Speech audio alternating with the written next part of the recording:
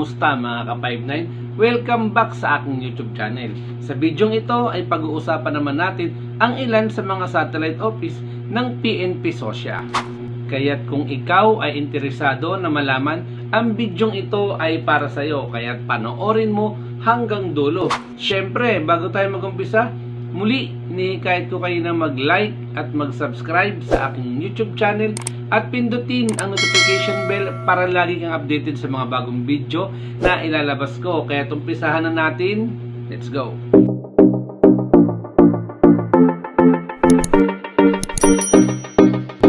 At ito na nga mga ka-59, pag-uusapan na natin kung saan nga ba makikita o matatagpuan yung mga satellite office ng PNP Sosya. Wow! Malamang sa malamang, marami pa tayong mga ka-59 na hindi pa alam na may mga satellite office ang PNP Sosya para hindi na tayo makipagsiksikan dun sa krami o pumunta pa ng sobrang aga para magpa-capture. Ito yung mga lugar kung saan pwede tayo magpa-capture ng ating mga security license, mga ka-59. Ayun nga mga ka-59, ang PNP Sosya at ang SM Malls ay nagtulungan upang maging maginawa ang ating pagpaprocess ng ating mga security license o ang ating pagpapacapture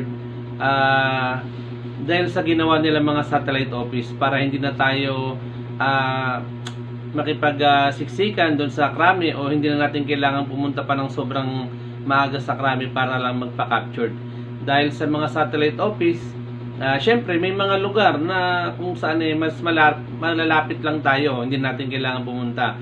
Number 1, merong satellite office sa SM Mall of Asia.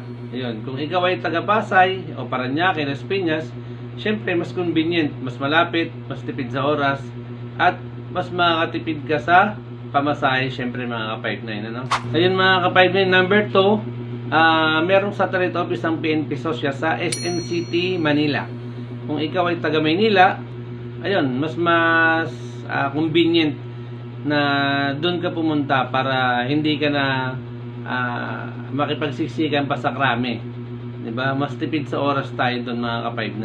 At yun nga mga ka-59, yung number 3 natin, yung pangatlo, merong satellite office ang PNP Sosya sa SM City North EDSA. Ayun, kung ikaw ay taga Commonwealth, taga Muñoz, taga Project 8, yan, yung North EDSA na satellite office para sa yan at para makatipid ka sa lahat. Yung pang-apat mga ka-59, meron ding satellite office sa SM City Santa Mesa.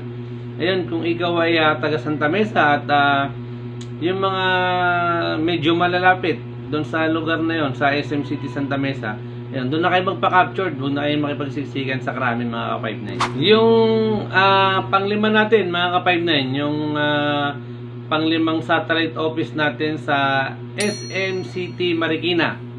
Ayun, kung ikaw ay taga Cainta, ayan, taga Pasig, alam ko malapit lang yung Marikina dyan sa inyo Ayan, para hindi na kayo tatawid ng krami, punta na lang kayo dyan sa SM Marikina.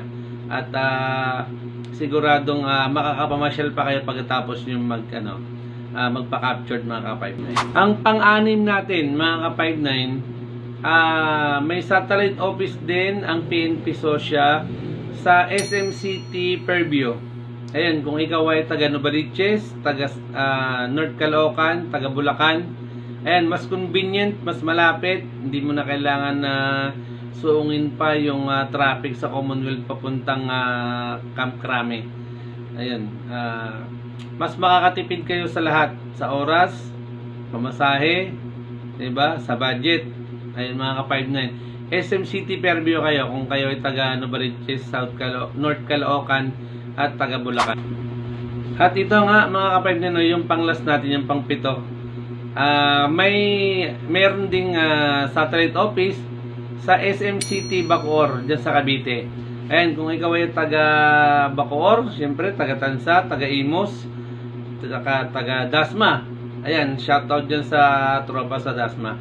Ayun, siyempre mas convenient, hindi nyo na kailangan na lumuwas pa dahil dyan sa may SM City Bacoor, meron tayong satellite office ng PNP Sosya pwede kayo magpa-capture dyan mga ka-59.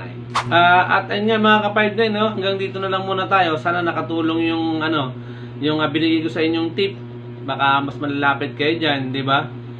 Ayun, nagkaroon sana kayo ng idea kapag kayo ay magpapa-capture na meron pala dyan sa mga malapit sa mga lugar nyo. At hindi nyo na kailangan pumunta pa sa Krami para magpa-capture.